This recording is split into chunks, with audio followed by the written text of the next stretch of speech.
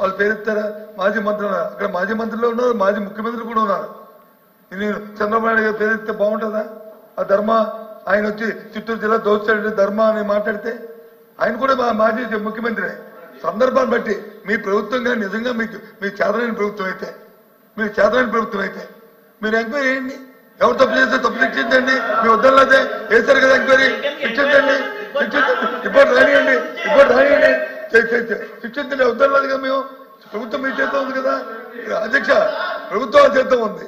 ఇంతే కదా శిక్ష, ఇంతే కదా. నేను కూడా రెవెన్యూ మినిస్టర్ అంటే ఈ సంబంధం లేకపోయినా సరే దయచేసి దాన్ని యాడ్ చేస్తాను, రిక్వెస్ట్ చేస్తాను మీ ద్వారా. నేను కూడా ఒక లేఖ రాశాను, ముఖ్యమంత్రి రాశాను.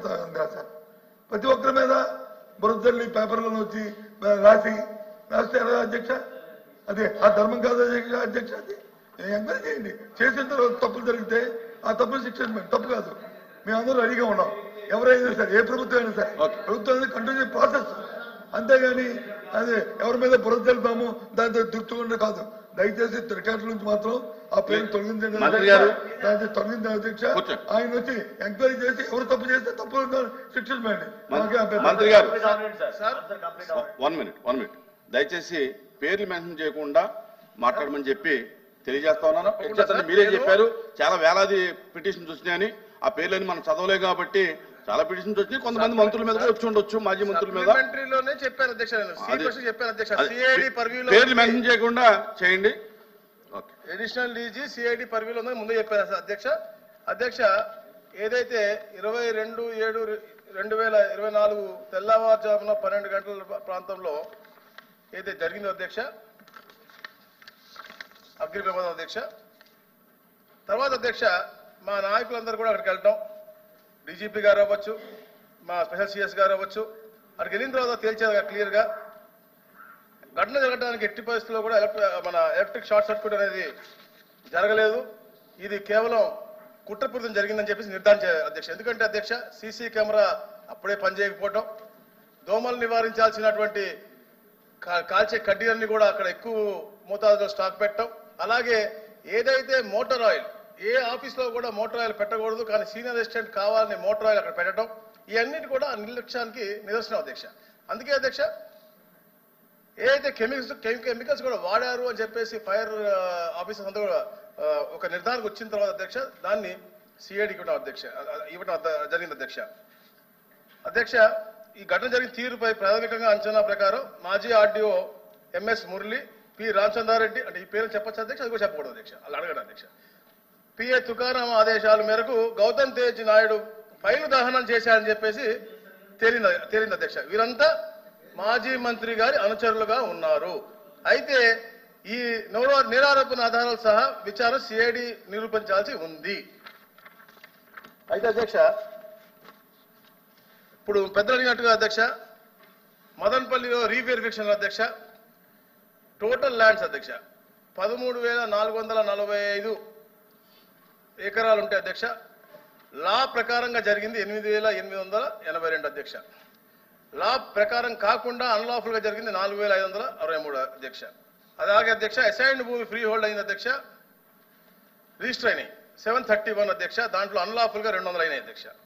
అలాగే అధ్యక్ష పెద్ద అడిగినట్టుగా reverification of assigned lands from made freehold 48,000లో 25,000 లాఫుల్ గా అయితే 23,000 అన్లాఫుల్ గా జరిగినాయి అధ్యక్ష.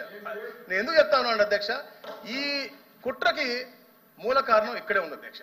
ఏదైతే అన్లాఫుల్ గా చేశారో అవన్నీ బయటపడతాయని చెప్పేసి ఒక దురుద్దేశంతో ఇవన్నీ లింకులు కట్ చేయాలని చెప్పేసి సాక్ష్యాన్ని బూడిద చేశారు అధ్యక్ష. తప్పకుండా ఏదైతే బూడిద చేసినా కూడా మా కూటమి ప్రభుత్వం పటిష్టంగా ఉంది, మా అధికారులు పటిష్టంగా పనిచేస్తా ఉన్నారు, మా అధికారులు కూడా అక్కడికి వెళ్ళారు. తప్పకుండా సాక్షులను పట్టుకుని ఆ బూడిద నుంచి కూడా బయటకు తీసుకొస్తారు అధ్యక్ష. ఏదైతే 2,443 ఫైల్స్ దగ్ధం అయినాయో బ్యాక్వర్డ్ ఫార్వర్డ్ ఇంటిగ్రేట్ చేసుకుని అన్ని ఫైల్స్ కూడా రిట్రీవ్ A to Z అన్ని కూడా రిట్రీవ్ చేసాం అధ్యక్ష.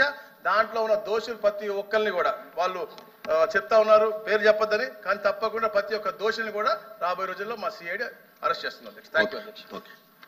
Question number 13558 minister for agriculture.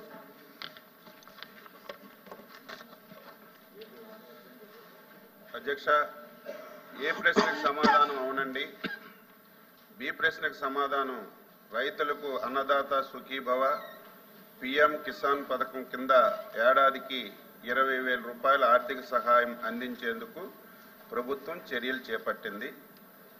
సమిష్టిగా సాగు చేయదగినటువంటి భూమి కలిగి ఉన్నటువంటి భూస్వామి రైతు కుటుంబాలకు సంవత్సరానికి 20,000 ప్రయోజనం అందించబడుతుంది. పిఎం కిసాన్ కింద భారత ప్రభుత్వం 6,000 ప్రయోజనం అందించబడుతుంది. ఆంధ్రప్రదేశ్ ప్రభుత్వం బడ్జెట్ కేటాయింపుల నుంచి రాష్ట్రంలోని భూమి లేని సాగుదారులందరికీ సంవత్సరానికి 20,000 ఆర్థిక సహాయం అందించబడుతుంది. 2024-25 కాలంలో పిఎం కిసాన్ పథకం కింద 41.41 లక్షల మంది రైతులకు 17,012.50 కోట్ల మొత్తాన్ని అందించడమైంది. సి ప్రశ్నకు సమాధానం వర్తించదండి. డి ప్రశ్నకు సమాధానం మీకు ఇచ్చిన సమాధానంలో టేబుల్లో పెట్టామని చెప్పి సభ్యులకు తెలియజేస్తాం. రాజశేఖర్ గారు. అధ్యక్ష, ఖరీఫ్ అయిపోయింది, రబీ వస్తుంది. రైతాంగం మొత్తం కూడా ప్రభుత్వం ఇస్తామన్నటువంటి 20,000 రూపాయలు మరియు కేంద్ర ప్రభుత్వం ఇస్తానటువంటి 6,000 రూపాయలు ఎప్పుడు ఇస్తారా అని చెప్పి ఎదురు చూస్తూ ఉన్నారు. కాబట్టి మంత్రి గారు చెప్పినట్టుగా బడ్జెట్లో 4,500 కోట్ల రూపాయలు దీనికోసం పెట్టినామని చెప్పి చెప్పడం జరిగింది. మొత్తం మాకున్న ఇన్ఫర్మేషన్ ప్రకారం గతంలో ఇచ్చినటువంటి రైతాంగం మొత్తం కూడా సంఖ్య దగ్గరగా 52 లక్షల మంది ఉన్నట్లుగా మాకున్నటువంటి ఇన్ఫర్మేషను. కాబట్టి 52 లక్షల మందికి ఇవ్వాలి అంటే 10,500 కోట్ల రూపాయలు దగ్గరగా కావాల్సినటువంటి అవసరం ఉన్నది. దీంట్లో పెట్టింది 4,500 కోట్ల రూపాయలు మాత్రమే దీంట్లో పెట్టారు. మరి ఈ మొత్తానికి ఇవ్వడం కోసం మీరు చెప్పినటువంటి సంఖ్యకు కూడా ఈ 4,500 కోట్ల రూపాయలు సరిపోనటువంటి పరిస్థితి. మీరు చెప్పినటువంటి 20,000 రూపాయలు కేంద్ర ప్రభుత్వం ఇస్తానన్నటువంటి 6,000 రూపాయలు కలిసి 26,000 రూపాయలు ప్రతి రైతుకి ఎప్పటి నుంచి ఇస్తారు? రెండోది, మీరే చెప్పారు కౌలు రైతులందరికీ కూడా మేము ఈ పథకాన్ని వర్తిస్తామని చెప్పి. కౌలు రైతులు భూ యజమాని దగ్గర నుంచి భూ యజమాని యొక్క అంగీకారం లేకుండా మేము కౌలు రైతులను గుర్తిస్తామని చెప్పి కూడా మీరు చెప్పడం జరిగింది. దానికి సంబంధించినటువంటి చట్టాన్ని కూడా తీసుకొస్తున్నామన్నారు. కాబట్టి భూ యజమాని అవసరం లేకుండా కనుక కౌలుదారులను గుర్తించే పరిస్థితి అయితే ఈ సంఖ్య రెట్టింపు అవుద్ది. కారణం ఏమిటంటే 170% భూములు, వ్యవసాయ భూములన్నీ కూడా కౌలు రైతులే చేస్తా ఉన్నారు. కౌలు రైతులకి కార్డులు ఇంతవరకు జారీ చేయలేదు. కాబట్టి కౌలు రైతులకి ఇప్పటికీ ఎన్ని కార్డులు జారీ చేశారు? మీరు మిగతా భూ యజమాని యొక్క అంగీకారం లేకుండా ఇచ్చేటువంటి కౌలు రైతులకి కార్డులు ఎప్పుడులోగా ఇస్తారు? టోటల్ ఎప్పటి నుంచి మీరు ఈ పంపిణీ కార్యక్రమాన్ని మొదలు పెడతారో మీరు చెప్పాల్సిందిగా కోరుతా ఉన్నాను. రామసుబ్బారెడ్డి గారు. దీంట్లో రైతులకు గత ప్రభుత్వం ఎన్నికల ముందు మేనిఫెస్టోలో ఇచ్చిన ప్రకారం రైతులకు హామీ ఇవ్వడం జరిగింది. అధ్యక్ష, అన్నదాత సుఖీభవ కింద పిఎం కిసాన్ కానీ రెండు కలిపి ఆ రోజు రాష్ట్ర కూటమి ప్రభుత్వమే 20,000 రూపాయలు ఇస్తామని చెప్పి మేనిఫెస్టోలో ప్రకటించడం జరిగింది. అధ్యక్ష, రైతులందరూ కూడా ఒక రాష్ట్ర ప్రభుత్వం నుంచి 20,000 రూపాయలు వస్తుంది అనుకున్నారు. అధ్యక్ష, ఈరోజు మంత్రి గారు చెప్పినట్టు 20,000 రూపాయలు 14,000 రూపాయలు మాత్రమే రాష్ట్ర ప్రభుత్వం ఇస్తా ఉంది. మిగతా 6,000 కేంద్ర ప్రభుత్వం ఇచ్చేటువంటి అమౌంట్ కలిపి 20,000 చెప్తా ఉన్నారు.